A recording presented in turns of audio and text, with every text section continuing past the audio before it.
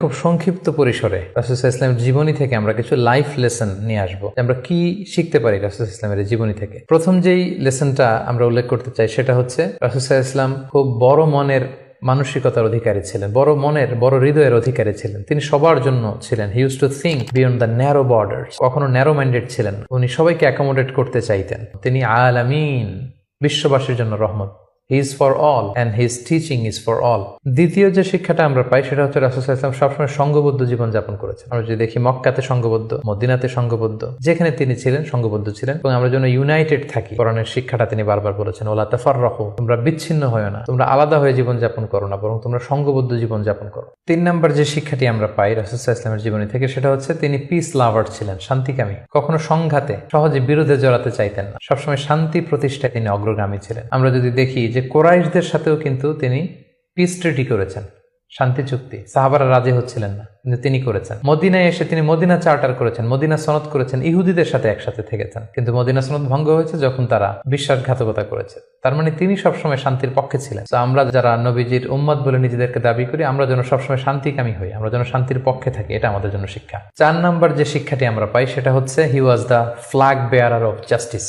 ন্যায় যেখানে, সত্য যেখানে, ইনসাফ যেখানে, জাস্টিস যেখানে, তিনি সেখানে। তার প্রমাণ আমরা দেখি 20 বছর বয়সে তিনি যখন যুবক, তখন তিনি হেলফুল ফুজুল নামে যুব সংঘ করেছেন। উদ্দেশ্য কি ছিল? মাআল মাজলুম দিদ্দাল জালেম। আমরা সবসময় মাজলুমের পক্ষে থাকবো, জালেমের বিরুদ্ধে। কোনো জালেম যেন কোনো ব্যবসায়ীকে, ভিনদেশীকে, কাউকে যেন ঠকাতে না পারে, মাজলুমের পক্ষে লড়বার জন্য তিনি এটা করেছেন। তার মানে ইনসাফ, জাস্টিস, ন্যায় পরায়ণতার পক্ষে তিনি সবসময় কাজ করেছেন। আমরা যেন সবসময় ন্যায় পরায়ণতার পক্ষে থাকি, এটাই আমাদের জন্য শিক্ষা। 5 নম্বর যে ব্যাপারটা আমরা দেখি যে রাসূল সাল্লাল্লাহু আলাইহি ওয়াসাল্লামের পুরো জীবনীটা যদি আপনারা খেয়াল করেন, সবসময় রাসূল সাল্লাল্লাহু আলাইহি ওয়াসাল্লাম একটা স্ট্রাগলের মধ্য দিয়ে গিয়েছেন। তিনি আল্লাহর নবী, শুধু নবী নয়, শ্রেষ্ঠ নবী, আল্লাহর হাবিব। তার কাছে কোরআন নাজিল হয়েছে, তার কাছে ওহী আসতো, আল্লাহর সরাসরি সাহায্য তিনি পেয়েছেন, আল্লাহর সাথে কথা বলতেন। তারপরেও তার জীবন কিন্তু স্ট্রাগল মুক্ত ছিল না। সবসময় তিনি স্ট্রাগলের মধ্যে দিয়েছিলেন।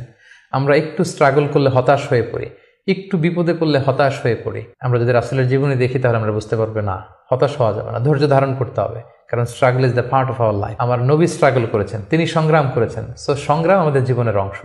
এই শিক্ষাটা আমরা পাই। 6 নম্বর যে শিক্ষাটি আমরা পাই সেটা হচ্ছে রাসূল সাল্লাল্লাহু আলাইহি ওয়াসাল্লাম ব্যক্তিগত জীবনে অত্যন্ত সৎ ছিলেন। যে কারণে যে কুরাইশরা রাসূল সাল্লাল্লাহু আলাইহি ওয়াসাল্লামের বিরোধিতা করত, তারাই রাসূল সাল্লাল্লাহু আলাইহি ওয়াসাল্লামকে উপাধি দিয়েছিল আস-সাদিক আল আমিন, সত্যবাদী, আমানতদার। যেদিন তিনি হিজরত করবেন সেদিন তিনি তার ঘরে রাসূল সাল্লাল্লাহু আলাইহি ওয়াসাল্লাম আলী রাদিয়াল্লাহু তাআলা আনহুকে রেখে গিয়েছিলেন। কারণ ওনার কাছে মক্কার অনেক লোকেরা আমানত রেখেছিল। সেই আমানতগুলো বুঝিয়ে দিতে আলী রাদিয়াল্লাহু তাআলা আনহুর 3 দিন সময় লেগেছিল। এত পরিমাণে ডিপোজিট ছিল, আমানতের বিভিন্ন জিনিসপত্র ছিল, সেগুলো আলী রাদিয়াল্লাহু তাআলা আনহু বুঝিয়ে দিয়ে তারপরে তিনি হিজরত করেছেন। কতটা আমানতদার ছিলেন আমাদের প্রিয় নবী। এবং ওনার এই ব্যবসায় আমানতদারিতায় মুগ্ধ হয়েই কিন্তু খাদিজা রাদিয়াল্লাহু তাআলা আনহা রাসূল সাল্লাল্লাহু আলাইহি ওয়াসাল্লামকে বিয়ের প্রস্তাব দিয়েছিলেন। তো তার উম্মত হিসেবে আমাদের উচিত সত্যবাদী, সৎ এবং আমানতদার হওয়ার চেষ্টা করা।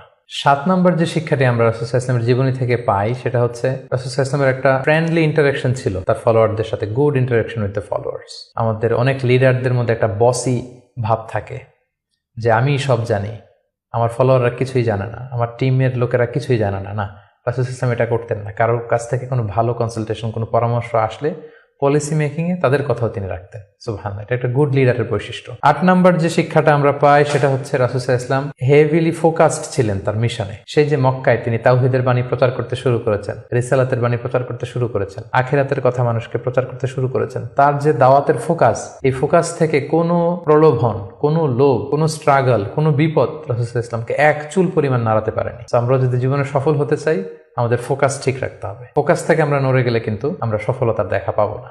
9 নম্বর যে শিক্ষাটা আমরা পাই রাসূল সাল্লাল্লাহু আলাইহি ওয়াসাল্লামের কম্প্যাশনেট এন্ড মার্সিফুল অ্যাটিটিউড। রাসূল সাল্লাল্লাহু আলাইহি ওয়াসাল্লামের দয়াদ্র মানসিকতায় অনেক শত্রু কিন্তু রাসূল সাল্লাল্লাহু আলাইহি ওয়াসাল্লামের বন্ধু হয়ে গিয়েছিল, ঈমান এনেছিল। আমরা দেখেছি মক্কা বিজয় যখন করেছিলেন চাইলে পিষে মারতে পারতেন কুরাইশদেরকে, যারা বছরের পর বছর জন্মভূমি থেকে দূরে থাকতে বাধ্য করেছিল রাসূল সাল্লাল্লাহু আলাইহি ওয়াসাল্লামকে। রাসূল সাল্লাল্লাহু আলাইহি ওয়াসাল্লাম কি করলেন? বললেন যে না, লা তাসরিবা আলাইকুমুল ইয়াউম, কোনো প্রতিশোধ, হিংসা কিছু নেই, ক্ষমা করে দিলাম, যাও তোমরা স্বাধীন। এভাবে নানা ঘটনায় আমরা দেখেছি রাসূল সাল্লাল্লাহু আলাইহি ওয়াসাল্লাম তার অমীয় অনুপম চরিত্রের মাধ্যমে তিনি মানুষের মন জয় করেছেন। তো এই গুণাবলী যেন আমরা আমাদের মধ্যে ধারণ করবার চেষ্টা করি। সব শেষে শিক্ষাটির কথা বলবো সেটা হচ্ছে succession management. A good leader produces good leaders. একজন ভালো নেতা শুধু ফলোয়ার তৈরি করে না, সে আরো নতুন নেতা তৈরি করে। আমরা যদি দেখি রাসূল সাল্লাল্লাহু আলাইহি ওয়াসাল্লামের ইন্তেকালের পরে আমাদের লিডারশিপ নিয়ে কোনো ক্রাইসিস হয়নি, সেখানে দাঁড়িয়ে গিয়েছে আবু বকরকে আমরা রাদিয়াল্লাহু তাআলা আনহুকে আমরা আমাদের খলিফা বানিয়েছি। আবু বকর রাদিয়াল্লাহু তাআলা আনহুর ইন্তেকালের পরে ওমরে ফারুক আমাদের খলিফা হয়েছে, তারপরে উসমান, তারপরে আলী রাদিয়াল্লাহু তাআলা আনহু। তার মানে রাসূল সাল্লাল্লাহু আলাইহি ওয়াসাল্লাম এদেরকে কিন্তু সবসময় ডানে বায়ে সামনে